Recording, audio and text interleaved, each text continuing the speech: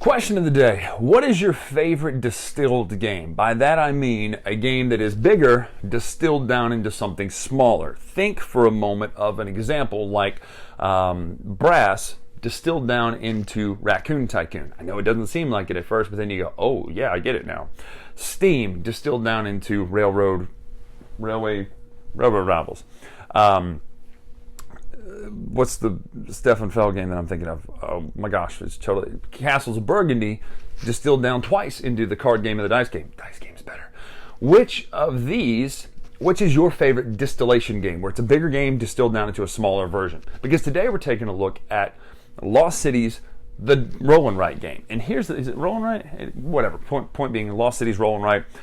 It is a distilled game of a distilled game, which is interesting because the first one's pretty simple. Lost Cities, the card game, is a very simple game. You're playing cards up in a row. You're building, 7, 4, 5, 6, 7, 8, 9, 10. Hope I get the most. Hope I don't bust by not having enough. Which is already one of my favorite two-player games of all time. It is a glorious game. But this is the dice game. Let's take a look at how it plays. We'll come back, talk final thoughts.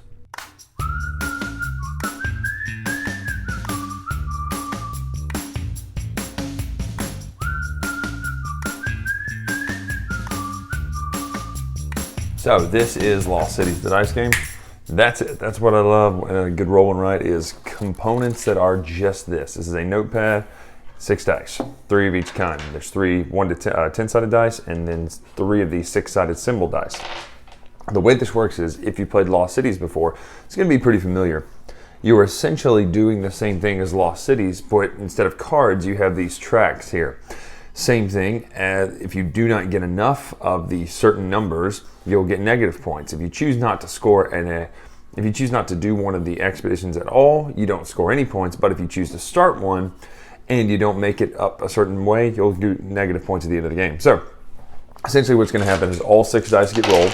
The first player chooses a pair, and they are just the first player's dice. Then the rest of the players can choose to use whatever's left in a combination of symbol dice, number dice, but they don't take it out, which means that the rest of the players could also pick that same one. This really truly means that you could scale the game almost endlessly, but it recommends, what does it say on here?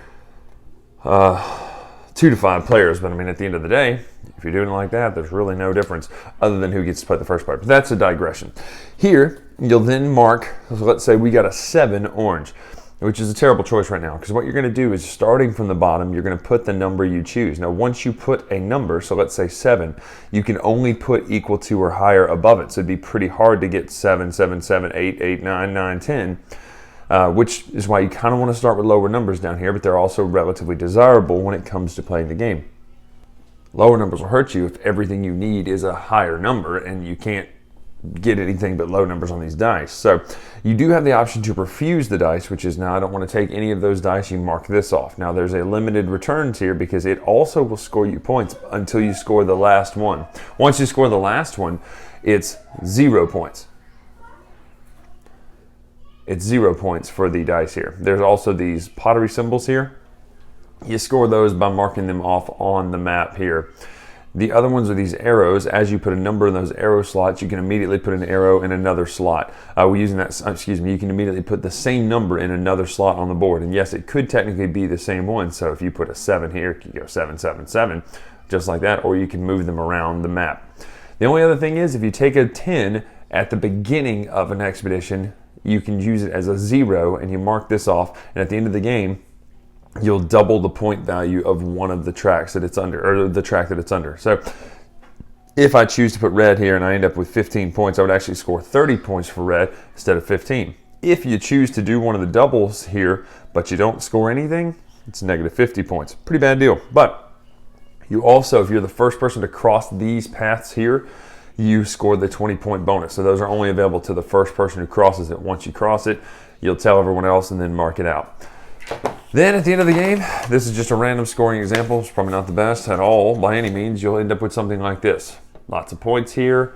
These all crossed off. Still have a hard time not doing the exhaustion there, because that's a full 70 points if you can manage it. And then all these doubles and things like that, whereas the deal here, double to full one plus the 20. So it's 120 points for that. So all in all, that's how you play Lost Cities, the dice game. No surprise, I love this game, okay? And here's why. It manages to capture the feel of the card game without sacrificing what you need in a dice game. It doesn't lose anything. The only thing that it really does differently than the cards is obviously a dice is unlimited. Unlimited. What is she? Oh yeah, Defying Gravity for the best Broadway song ever. Anyway, it doesn't have the limited nature of cards, so you can't block somebody out by taking their cards. The only way you can block someone out is by taking the dice that they want that round. Oh, I really need red. Please don't take red. That's the only way you can block somebody out. And that's not that big of a deal because you can typically mitigate that. Played this a bunch, and I've never, ever not exhausted all my dice. It's just one of those things where probably not doing it correctly early on in order for that to happen. But at the end of the day, if you were looking for a roll and write that's quick, simple, and easy, but still feels like a game you love, that doesn't feel like the travel version of a game, this one's great. I love Lost Cities, the dice game.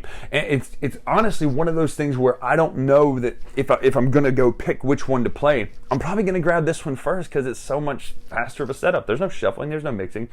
Just going to go grab this, roll the dice, and go. Still love the original.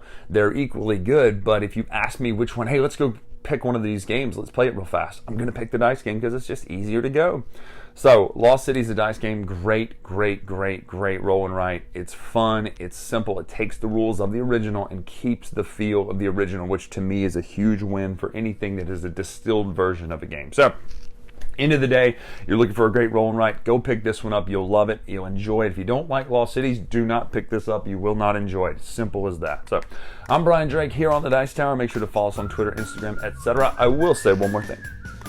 This one's not as pretty as the original. The other one has the Vincent Dutrait art. This one has a pad of paper. That's a big difference.